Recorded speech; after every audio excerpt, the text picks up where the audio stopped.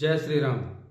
दोस्तों, इतने जल्दी दुनिया की कोई चीजें नहीं बदलती जितना जल्दी इंसान की नीयत और नजरें बदलती है। दोस्तों,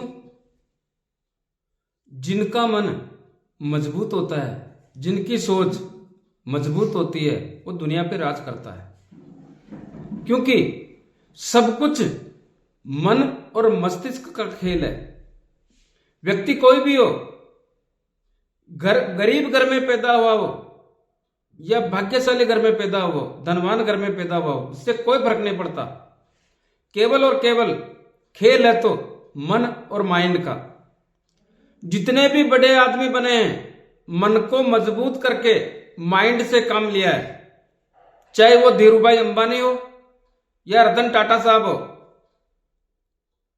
जितने भी आदमी हैं, किसी भी नेता को देख लो, मन और माइंड से काम लिया। एक बार की बात बताता हूं। जब गुजरात के मुख्यमंत्री माननीय श्री मोदी जी बने तो किसी के सहारे से नहीं बने। अपने आप के मनोबल को मजबूत रखकर माइंड से काम लेकर के गुजरात के मुख्यमंत्री पद हासिल किया। क्या आप सोचते हैं या बात समझते हैं कि गुजरात में मोदी जी को मुख्यमंत्री बनने के बाद उनकी ही पार्टी के लोगों ने उनके मुख्यमंत्री बनने से परेशानी में थे और उन्होंने बहुत प्रयास किया कि येन केन प्रकारण मोदी जी को पटकनी दें। उन्होंने तो किया जो किया, दूसरी पार्टी के लोगों ने भी इस बात में पुरजोर जोर लगा करके मोदी जी को सत्ता से हटाने का एक अनोखा खेल खेला। फिर भी मोदी जी ने अपने मन और मनोबल को, माइंड को मजबूत करके गुजरात की सत्ता में इस प्रकार से शासन किया कि किसी को कुर्सी के पास से नहीं निकलने दिया। जो उनके इरादे थे, जो उनके फैसले थे, जो वो करते थे, वो सटीक और सोच समझ करके लक्ष्य प्राप्त करने जैसी स्थिति के ही फैसले लेते थे, जिसके कारण किसी भी प्रकार से कमजोर नहीं होते थे। और ठीक इसी प्रकार गुजरात की सत्ता में शासन करते गए।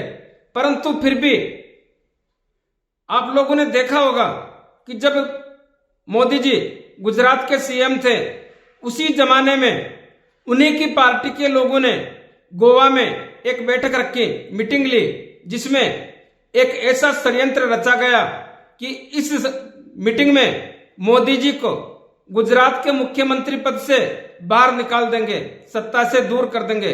लेकिन कुछ बीजेपी के वरिष्ठ लोगों ने और आरएसएस के लोगों ने इस बात पर जोर दिया कि अगर नरेंद्र मोदी जी गुजरात के मुख्यमंत्री पद से हटा दिए जाएंगे तो यह हिंदुत्व की निर्मम हत्या होगी।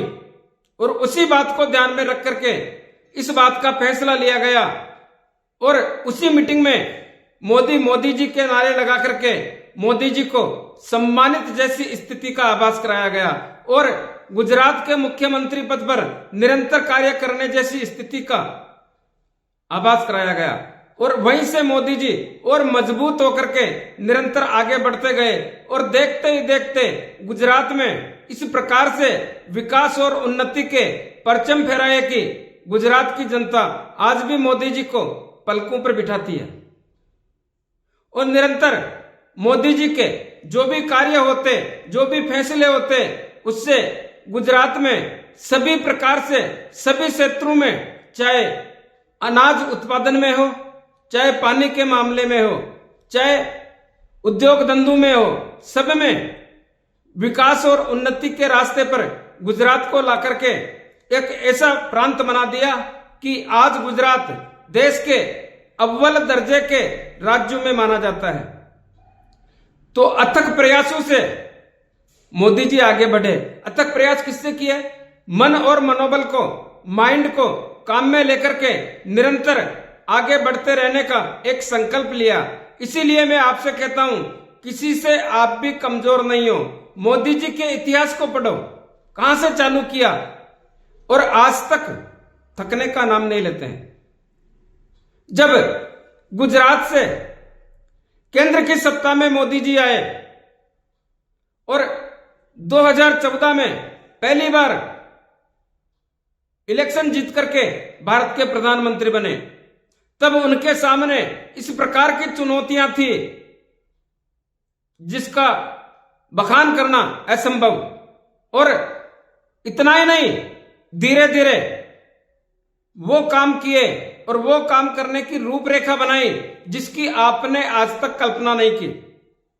हमारे देश में लगी हुई आग को पिछली सरकारों के द्वारा जो आग लगाई गई, उस आग को किस प्रकार काबू किया, किस प्रकार काबू पाया, आपके सामने।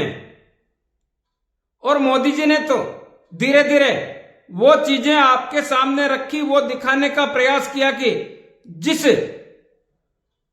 जो देश अमेरिका के नाम से जाना जाता है, एक दिन वो भी था कि मोदी जी को वीजा देने से इनकार कर दिया।